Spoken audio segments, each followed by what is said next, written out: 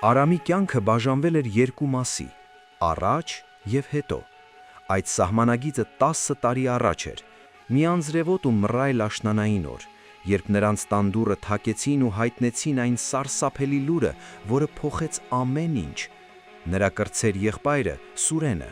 ավտովթարի էր ենթարկվել Դիլիջանի ոլորաններում։ Մեքենան գահավիժել էր ձորը և հրդեհվել։ Այն ամենը, ինչ մնացել էր Սուրենից, մի քանի անճանաչելի իրեր էին և այն մատանին, որը նա միշտ կրում էր։ 10 տարի Արամն ապրում էր այդ ցավը սրտում։ Նա հոգ էր տանում իրենց ծերացող մոր՝ տիկին Մարիամի մասին, ով այդ օրվանից հետո այլևս երբեք չժպտաց։ 10 տարի շարունակ ամեն կիրակի նրանք գնում էին գերեզմանատուն, թարմ ծաղիկներ դնում սառը քարին, որի վրայից նրանց էր նայում Սուրենի երիտասարդ ու կենսախինդ դեմքը։ Արամը մեղադրում էր իրեն, որ թույլ էր տվել եղբորը այդ ուշ ժամին ճանապարհ ընկնել։ Տանը տիրող լռությունը դարձել էր նրանց մշտական ուղեկիցը։ Այդ երեկո նույնպես սովորական էր։ Դրսում քամի էր, անձրևը հարվածում էր պատուհաններին։ Արամը նստած էր հյուրասենյակում և թերթում էր հին լուսանկարների ալբոմը։ Մայրը քնած էր իր սենյակում։ Հանկարծ դռան զանգը հնչեց։ Արամը զարմացավ։ Ժամը ուշ էր, և նրանք ոչ մեկին չէին սպասում։ Նա մոտեցավ դռանը, մտածելով, որ գուցե հարևանն է ինչ-որ բան ուզում։ Երբ նա բացեց դուռը, սիրտը մի պահ կանգ առավ, իսկ ձեռքերը սկսեցին դողալ։ Շեմքին կանգնած էր մի տղամարդ, թաց հագուստով, հոգնած դեմքով, բայց այնպիսի ծանոթ աչքերով, որոնք Արամը տեսնում էր ամեն գիշեր իր երազներում։ «Արամ, եղբայրս», հազիվ լսելի ձայնով արտասանեց անծանոթը։ Արամի լեզուն կապ ընկավ։ Նա նայում էր այդ մարդուն ու չէր հավատում իր աչքերին։ Դա Սուրենն էր, բայց ինչպես։ Չէ՞ որ նա իր ձեռքերով էր հողին հանձնել նրան 10 տարի առաջ։ Նա հիշում էր ամեն մի վայրկյան այդ հուղարկավորությունից։ Սա չէր կարող իրականություն լինել։ Միգուցե նա խելագարվում էր։ «Սուրեն», հազիվ շշնջաց Արամը, վախենալով, որ եթե բարձր խոսի, տեսիլքը կանհետանա։ «Ես եմ Արամ, ես վերադարձել եմ»։ Արամը քաշեց նրան ներս ու փակեց դուռը։ Նա երկար ժամանակ չէր կարողանում ուշքի գալ։ Սուրենը նստեց բազմոցին։ Նրա դեմքին կար մի մեծ սպի, որը 10 տարի առաջ չկար, իսկ հայացքը դարձել էր ծանր ու դառնացած։ Պատմությունը, որը Սուրենը սկսեց պատմել, նման էր մղձավանջի, բայց այն սարսափելի իրական էր։ Պարզվեց, որ այդ գիշեր, 10 տարի առաջ, Սուրենը կանապարին կանգնեցրել էր մեքենան մի պատահական անցորդի օգնելու համար։ Այդ մարդը, ով փախուստի մեջ գտնվող հանցագործ էր, հարվածել էր Սուրենի գլխին, վերցրել նրա բաճկոնը, որի մեջ էին փաստաթղթերը և մատանին, ու փախել նրա մեքենայով։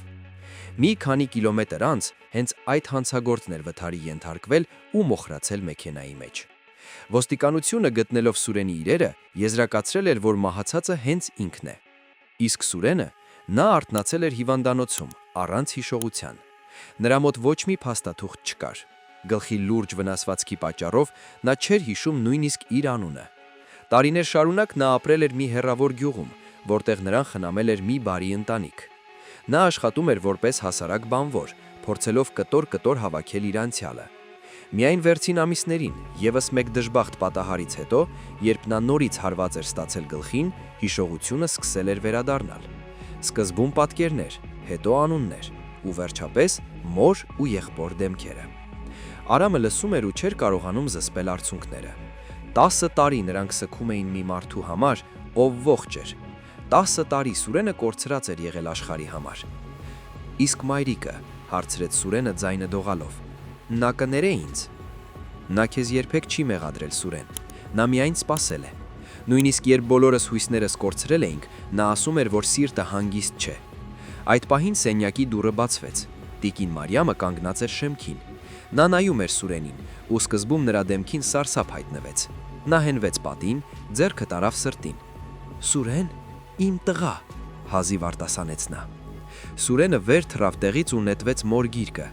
Այդ տեսարանը հնարավոր չէ նկարագրել բառերով։ Դա մի ցավի ու երջանկության խառնուրդ էր, որը կարող է լինել միայն այն ժամանակ, երբ մահացած համարվող մարդը վերադառնում է տուն։ Տիկին Մարիամը շոյում էր որդու դեմքը, կարծես ստուգելով, արդյոք նա իրական է, թե դա իր հերթական տխուր երազն է։ Այդ գիշեր նրանց տանը լույսը չհանգեց։ Նրանք նստած էին միասին, երեքով, ինչպես 10 տարի առաջ։ Սուրենը պատմում էր իր դժվարությունների,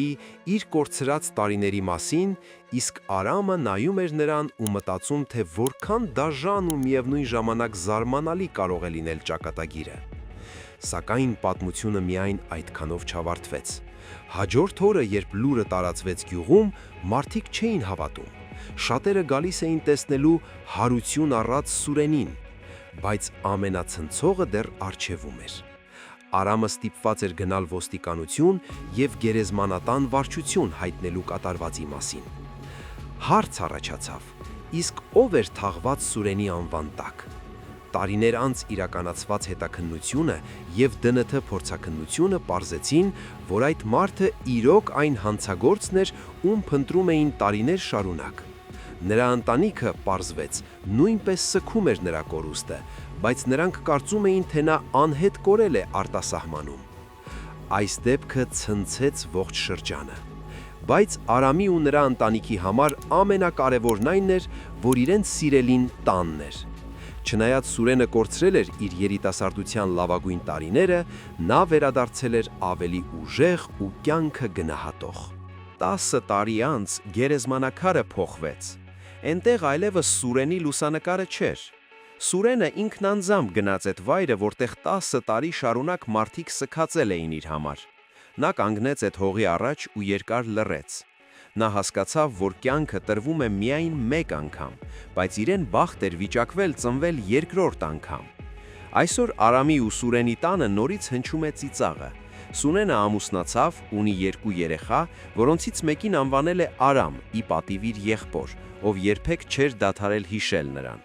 Իսկ տիկին Մարիամը ապրեց ևս երկար տարիներ, տեսնելով իր թոռներին ու վայելելով այն հրաշքը, որը նրան պարգևել էր Աստված։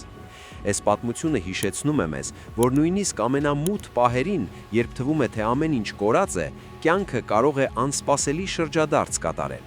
Այն մեզ սովորեցնում է երբեք չհանձնվել և հավատալ, որ հրաշքներ լինում են ոչ միայն հեքիաթներում, այլև մեր կողքին, իրական կյանքում, եթե միայն մենք ունենք բավարար սեր ու համբերություն սպասելու համար։